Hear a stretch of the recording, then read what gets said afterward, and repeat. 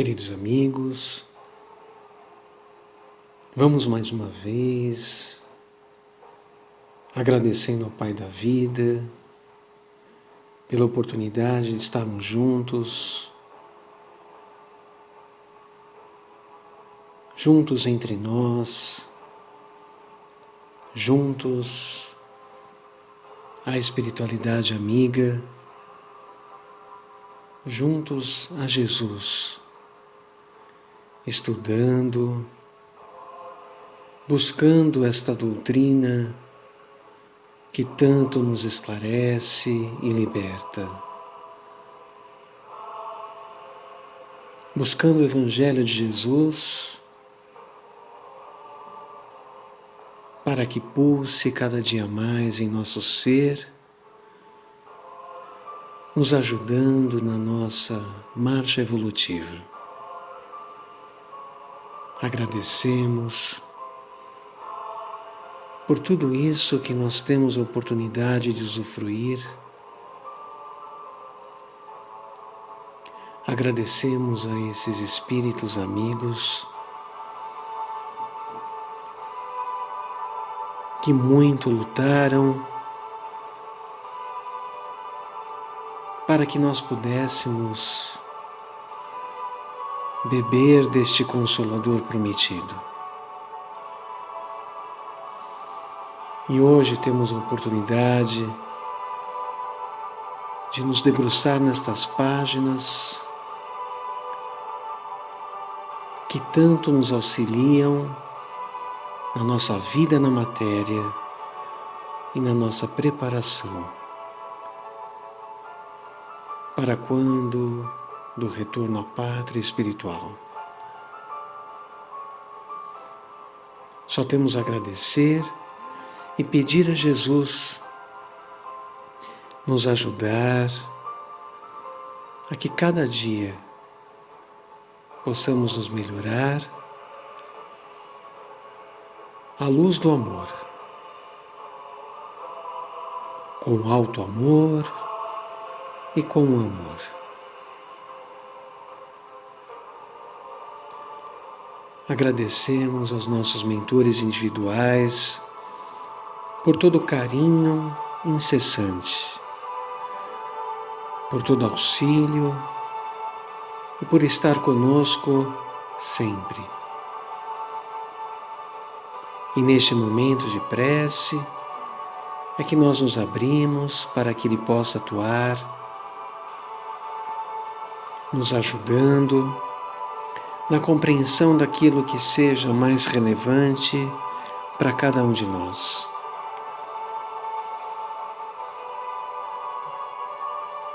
E é nessa paz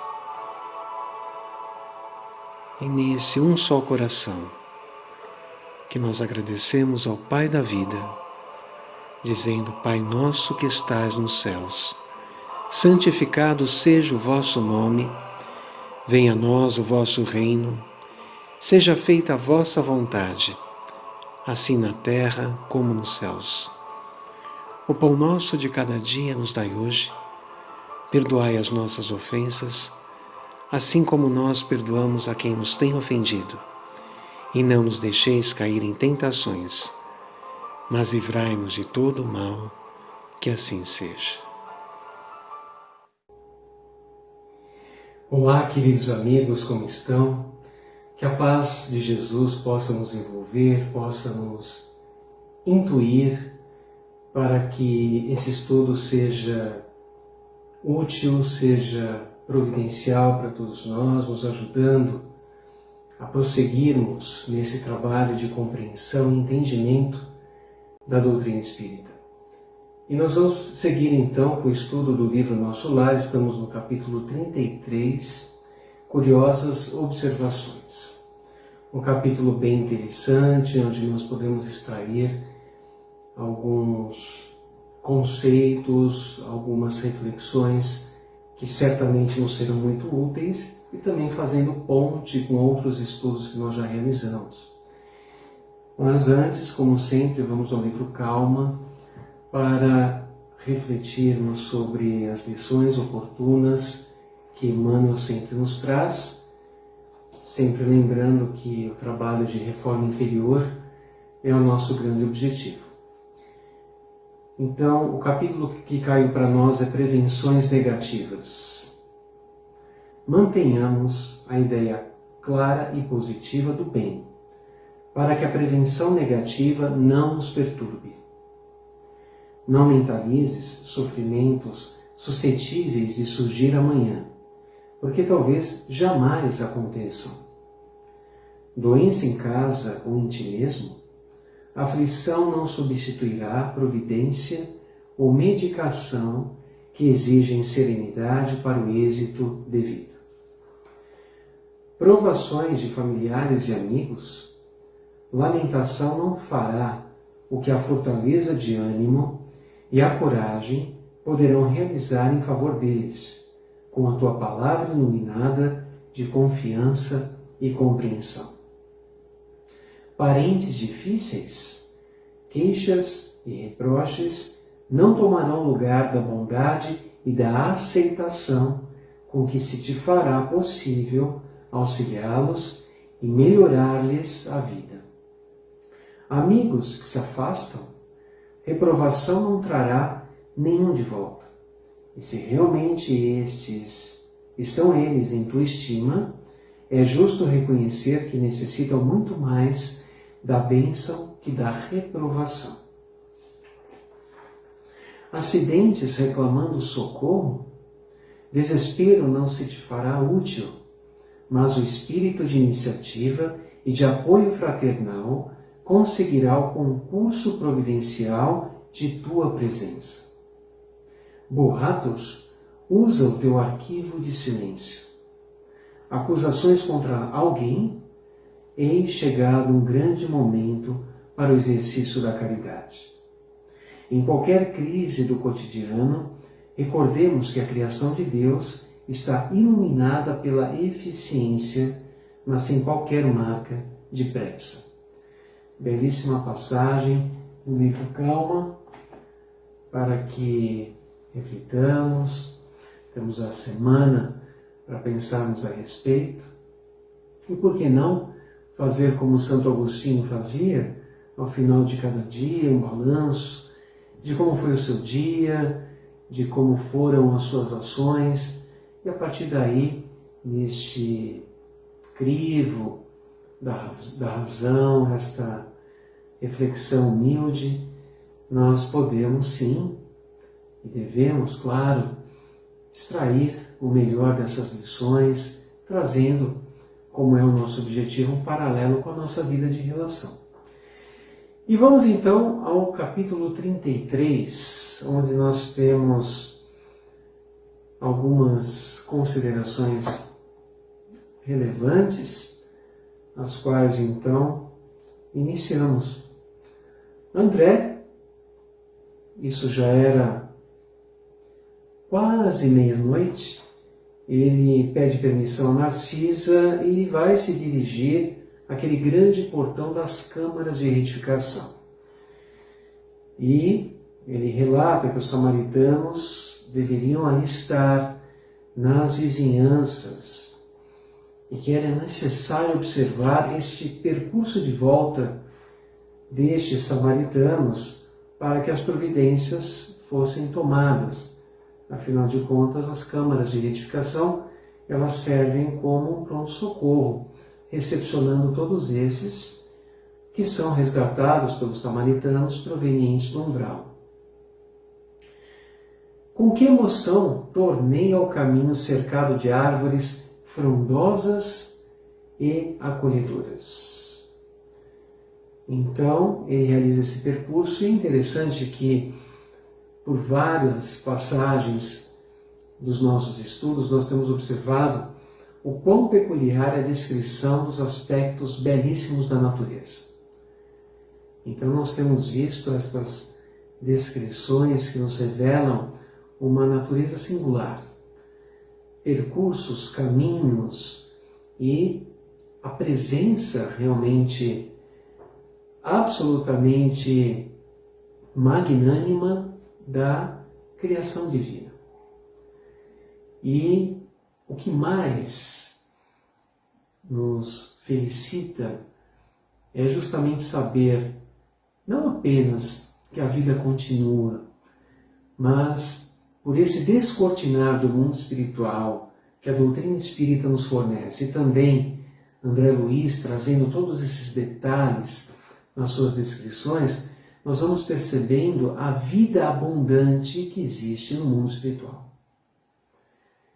Então, quando não se tem um entendimento tão minucioso como nós estamos tendo a oportunidade de ter, muitas vezes essa ideia da vida espiritual é muito difusa, ela é vaga, ela não tem uma consistência, não se sabe exatamente em que condição nós estaremos. Isso falando em relação ao nosso corpo, né?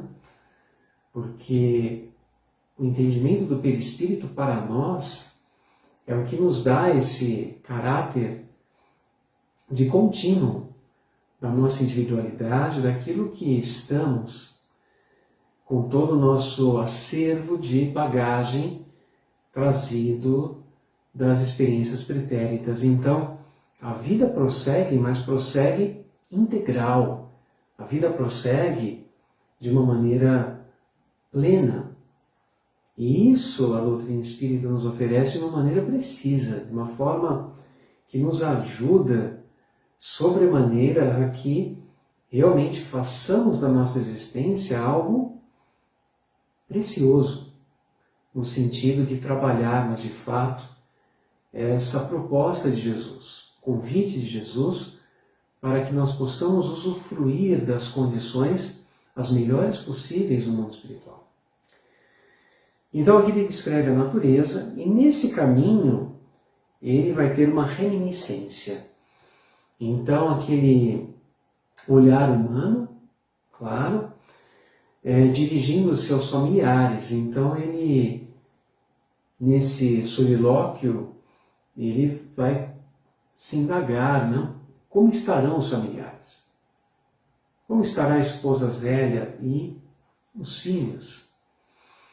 E ele então vai também indagar por que ninguém até então satisfez essa necessidade de ter notícias dos familiares na Terra. Então ele diz, por que razão me prestavam ali tão grande esclarecimento sobre as mais variadas questões da vida, omitindo, contudo, qualquer notícia pertinente ao meu antigo lar? Minha própria mãe me aconselhara o silêncio, abstendo-se de qualquer informação direta. Tudo indicava a necessidade de esquecer os problemas carnais, no sentido de renovar-me intrinsecamente.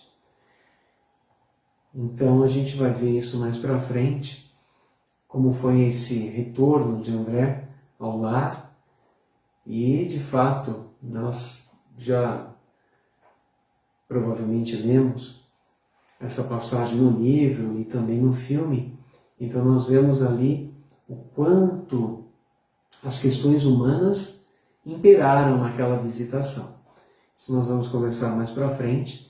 Mas aqui, já adiantando, nós percebemos o porquê de ainda não ser, de fato, o momento para que ele tomasse conhecimento de como está a vida da família no plano físico.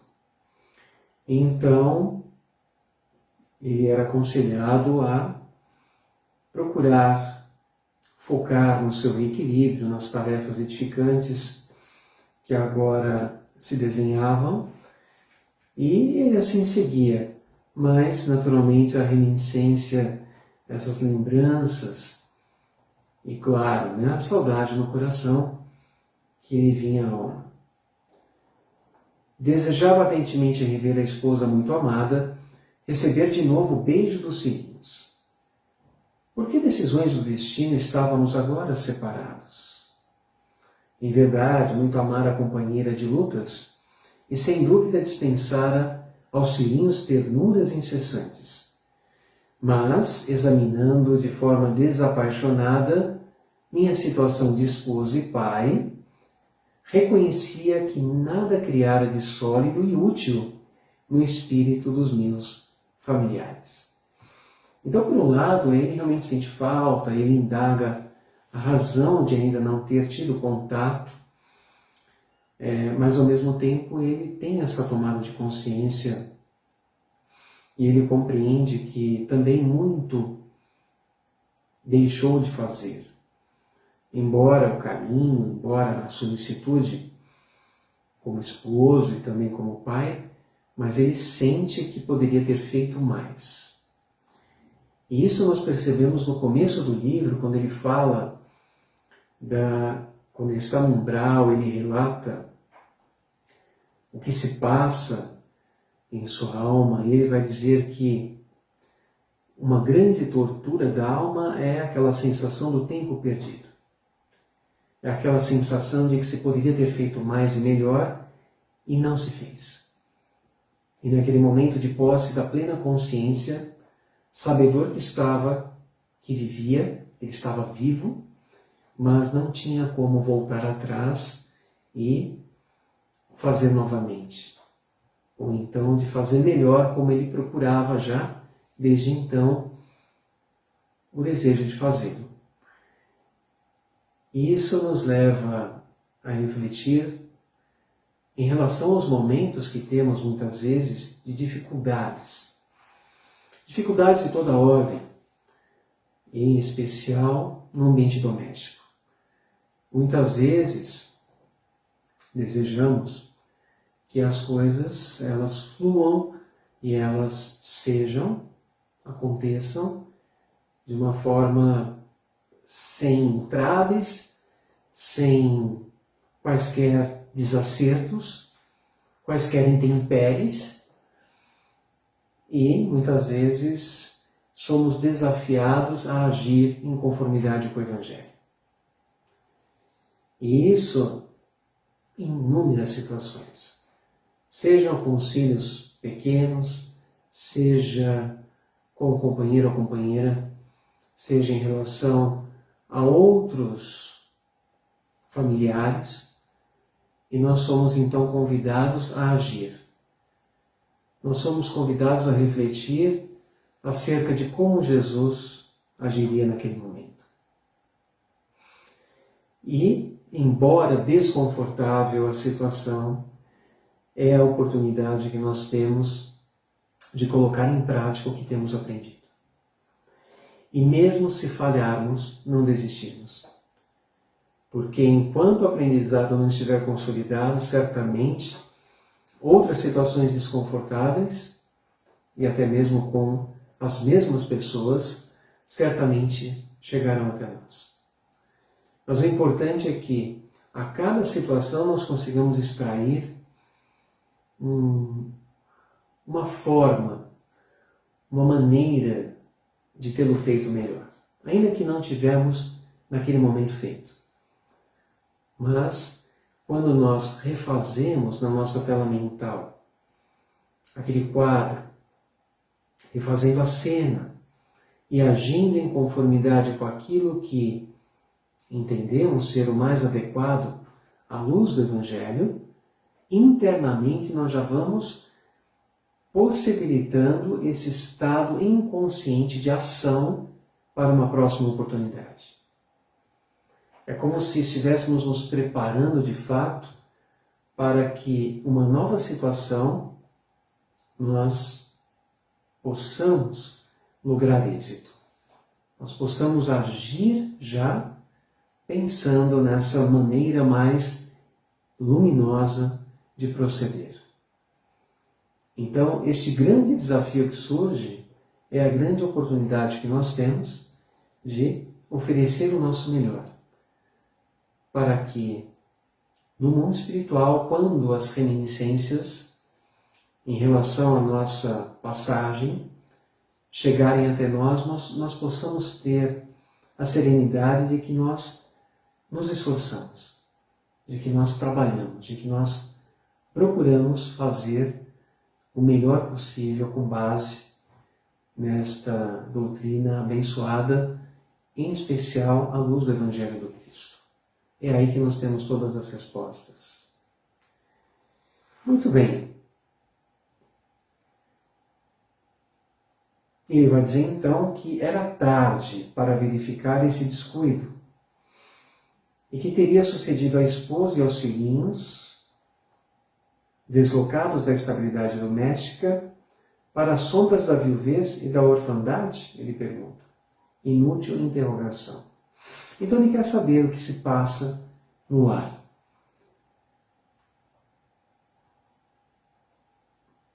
Mas ao mesmo tempo também o nível de consciência dele, naquele momento, já tendo experienciado tantas situações e aprendido tanto no mundo espiritual, embora isso naturalmente como algo do humano, né, venha à tona, ele rapidamente consegue compreender a situação e, de fato, aceitar que naquele momento aguardar é o melhor caminho. Então, tão logo ele muda o seu pensamento e ele vai dizer assim: o vento calmo parecia sussurrar concepções grandiosas, como que desejoso de me despertar a mente para estados mais altos. Então, esta consciência de que é necessário buscar pensamentos mais elevados, e de fato isso acontece, ele sai rapidamente daquele estado. Isso vale para a nossa vida, porque muitas vezes nós ficamos naquele circuito fechado de determinadas ocorrências, seja de caráter de ações que foram realizadas, talvez mal sucedidas, seja em relação a sentimentos que nutrimos, nem sempre harmoniosos em relação a determinados desafios, e aí muitas vezes ficamos nesse circuito fechado, ficamos presos por algum tempo nesse padrão. E aí a proposta é que procuremos mudar o padrão. Extrair o quanto antes um posicionamento mais assertivo em relação a uma nova oportunidade, mas sair do padrão, para que a nossa mente e as nossas emoções possam renovar-se. Esse é o grande objetivo. Que nós possamos a cada instante renovar as energias. Lembrando que as energias produzidas pelos sentimentos, pelos pensamentos de baixo teor, se cristalizam. E esta cristalização, muitas vezes, vem afetar os nossos centros de força. Lembrando que a energia vital, ela flui ininterruptamente pelos nossos centros vitais. E muitas vezes o pensamento neste padrão, o sentimento neste padrão negativo, impedem o fluxo adequado e equilibrado desta energia, deste fluir da energia. Portanto, quando nós voluntariamente caminhamos nesse sentido de renovação íntima daquele padrão, automaticamente a energia volta a fluir. E isso vem impedir também desgastes, falhas imunológicas e assim por diante. Então tudo começa nesse nível, né, do pensamento e do sentimento. Aproximei-me da grande cancela, céu sublime e beleza silenciosa. Extasiando-me na contemplação do quadro, demorei alguns minutos entre a admiração e a prece. Então, em determinado momento, ele fala de uma cancela, né? É como se fosse essa linha limítrofe, realmente, que separasse aquelas regiões mais densas das câmaras de retificação. Instantes depois, divisei ao longe dois vultos enormes, que me impressionaram vivamente. Pareciam dois homens de substância indefinível, semi-luminosa. Dos pés e dos braços pendiam filamentos estranhos, e da cabeça como se escapava um longo fio de singulares proporções. Tive a impressão de identificar 2 autênticos fantasmas. Não suportei. Voltei apressadamente ao interior. Inquieto e amedrontado, expus a Narciso a ocorrência, notando que ela mal continha um riso. Então, ele, achando que se deparava com 2 espécies de fantasmas, corre em direção a Narcisa para relatar o ocorrido. E ela vai dizer: "Olha essa, meu amigo", disse por fim, mostrando bom humor. Não reconheceu aquelas personagens? Fundamente desapontado, nada consegui responder. Mas Narcisa continuou: "Também eu, por minha vez, experimentei a mesma surpresa. Em outros tempos, aqueles são os nossos próprios irmãos da Terra." Então estamos falando de espíritos encarnados desdobrados.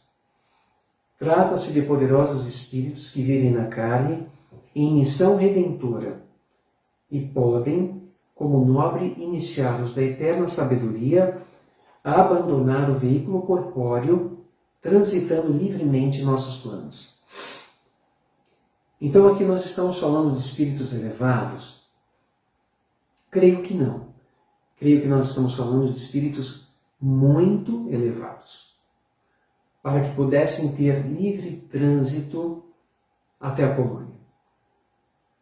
Porque se nos falta também o estudo, e um estudo também que já realizamos anteriormente, e eu peço a todos também que possam revisar, quando falamos da região umbral, em especial um tópico que extraímos do livro Voltei, do irmão Jacob, psicografia do Chico, e ali nós vimos como foi esse retorno do irmão Jacob ao mundo espiritual. Então toda essa viagem que foi realizada a partir da crosta até a colônia, o qual ele passaria então a residir.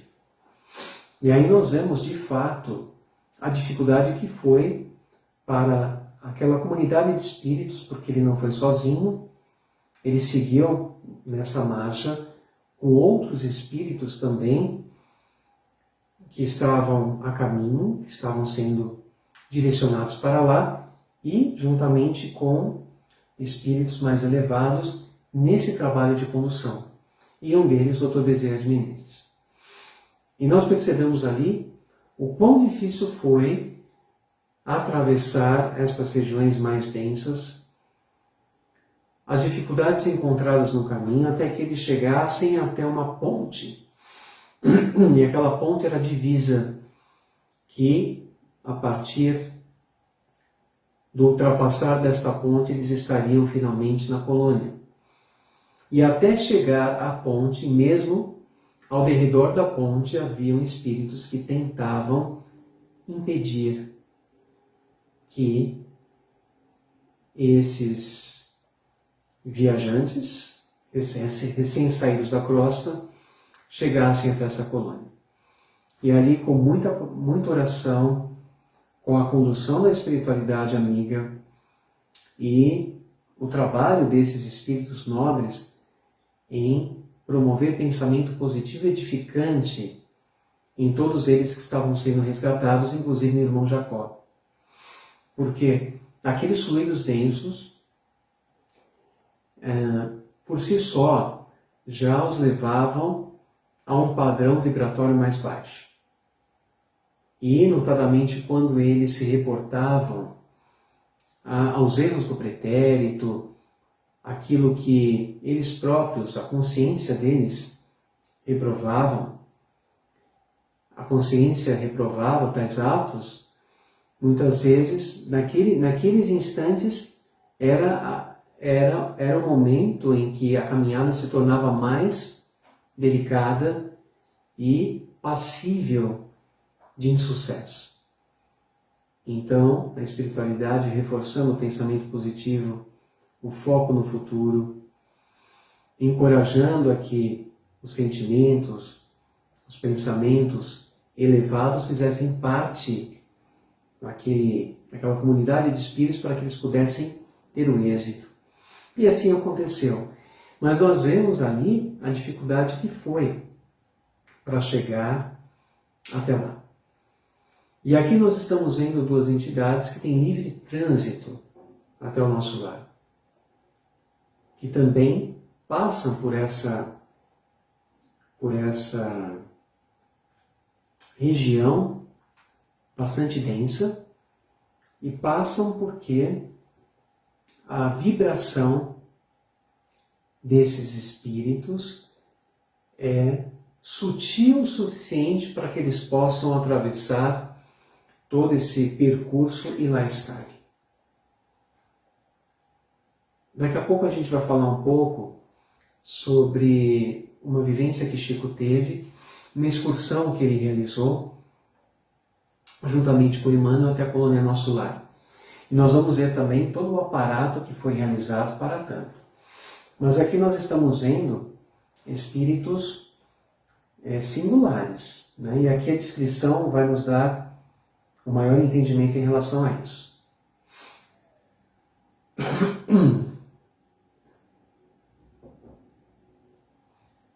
Então, os filamentos e fios que observou são singularidades que os diferenciam de nós outros. Então, aqui,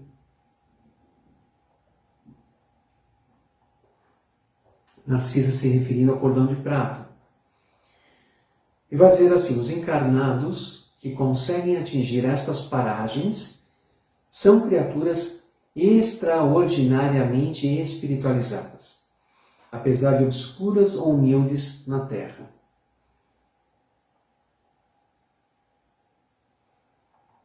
Então aqui ela ressalta o nível de elevação dessas entidades.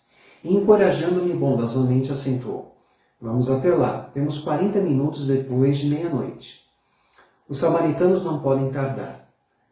Satisfeito, voltei com ela ao grande portão.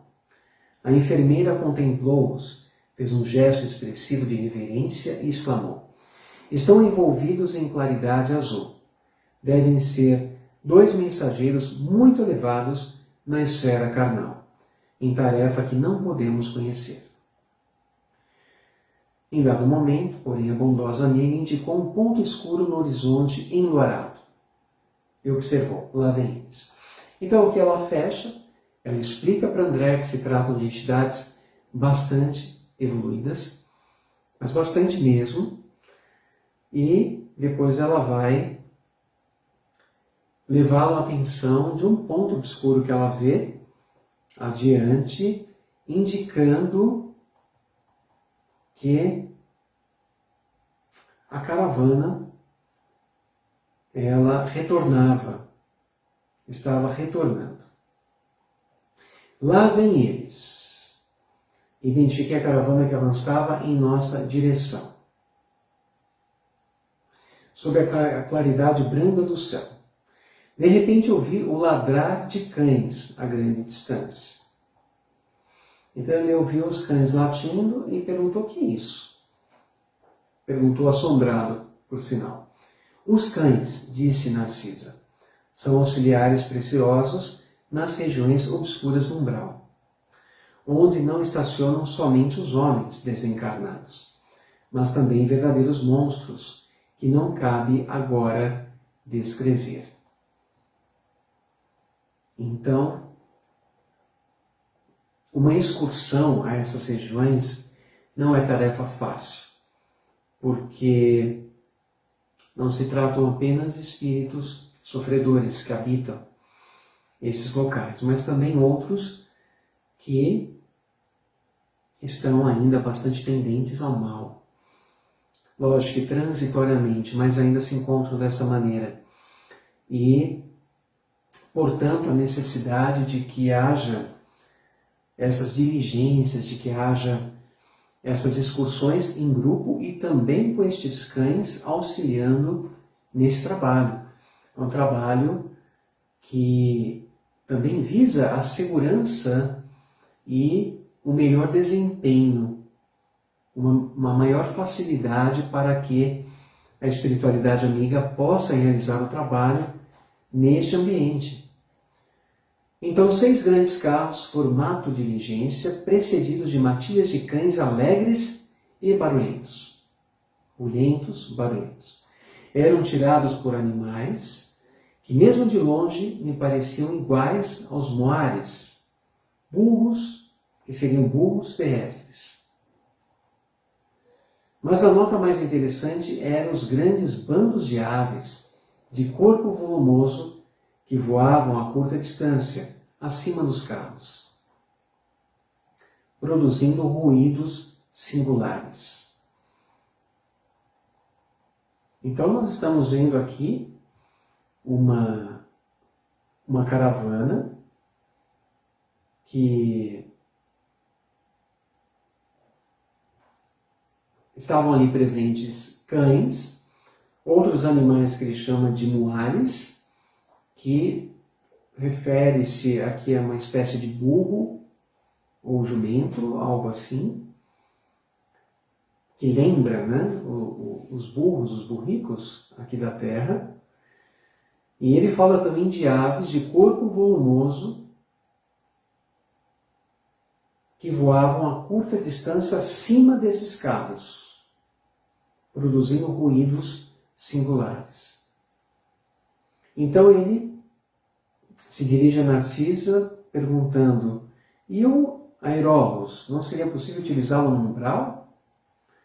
Dizendo-me que não, indaguei das razões. Sempre atenciosa, a enfermeira explicou: questão de densidade da matéria. Então aqui nós estamos vendo o aeróbus numa densidade sutil. É um veículo preparado, constituído, plasmado, claro que pelo pensamento e vontade, porém utilizando-se de fluidos mais sutis. Então fala que é uma densidade diferente, uma densidade que não seria compatível com essas regiões mais densas. E ela explica: pode você figurar um exemplo com a água e o ar. O avião que fende a atmosfera do planeta não pode fazer o mesmo na massa equórea, ou seja, em alto mar. Poderíamos construir determinadas máquinas como o submarino, mas por espírito de compaixão pelos que sofrem, os núcleos espirituais superiores preferem aplicar aparelhos de transição. E em muitos casos não se pode prescindir da colaboração dos animais. Então ela fala que seria possível a construção de veículos especializados que pudessem realizar esse trabalho, mas tem uma razão, tem um porquê de ser realizado dessa maneira. E, ao que nos parece, é justamente para que esse trabalho possa ser unicamente pautado pelo desejo sincero daquele espírito em buscar uma nova senda. É a mesma coisa, imaginemos Jesus podendo vir ao mundo numa condição, justamente pela magnanimidade da sua evolução, de uma maneira diferente que não a manjedoura. E Jesus vem ao mundo, nasce na manjedoura.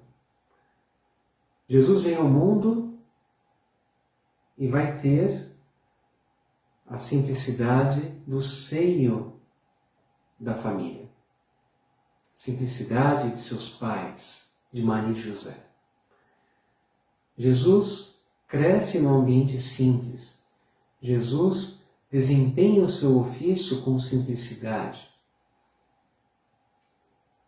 Então nós estamos considerando Jesus vindo trazer uma lição a fim de convidar as criaturas, seus irmãos, a uma nova tomada de consciência. A buscar o amor que há em si, que cada um carrega. Jesus veio convidar, Jesus não veio ofuscar ninguém com a sua grandiosidade. Jesus veio na sua inteira simplicidade.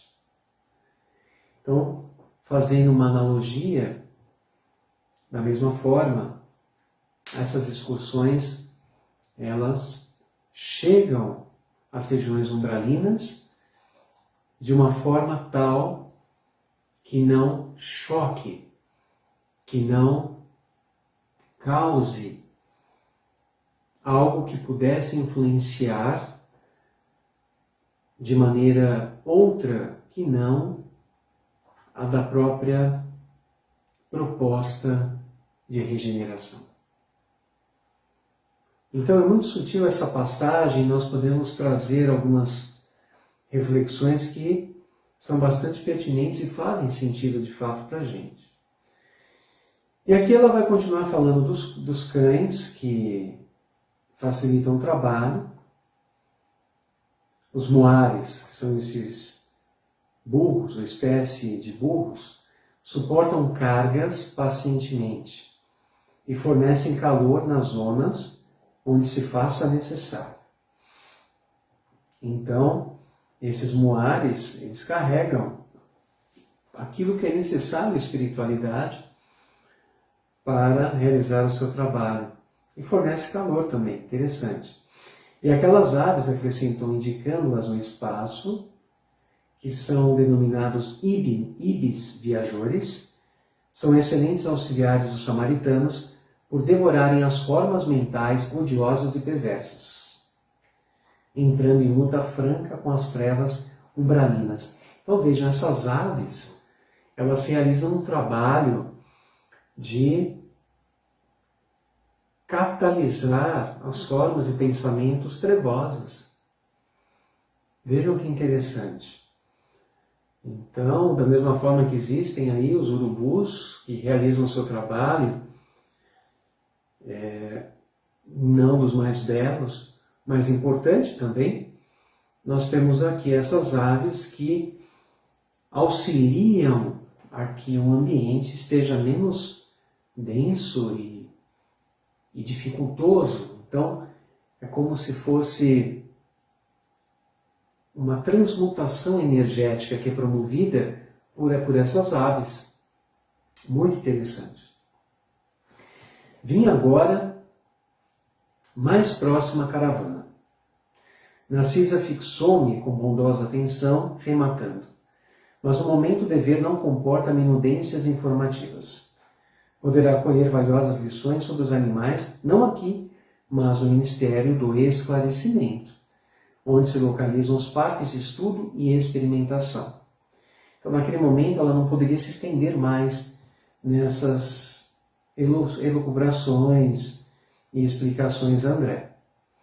E distribuindo ordens de serviço aqui e acolá, preparava-se para receber novos doentes do espírito. Então a caravana vinha trazer outros necessitados do socorro. E Narcisa, André Luiz e outros vários servidores ali nas câmaras de retificação, já postos e preparados para recepcioná-los e cuidá-los de todos eles com toda a solicitude e carinho. Então são essas as considerações do capítulo 33, que possamos aproveitar ao máximo esses conceitos, essas instruções, estas informações, para que de alguma forma algo possa ter um sentido maior.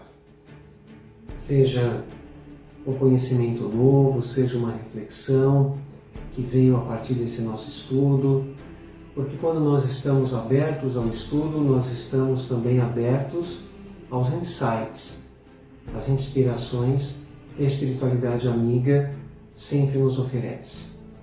Então, que nós continuemos com esse espírito aprendiz, porque é nesta condição que nós vamos cada vez mais compreender melhor, nos aprofundar mais e extrair o máximo que pudermos dessa fonte extraordinária que são esses conhecimentos doutrinários e especialmente do Evangelho de Jesus.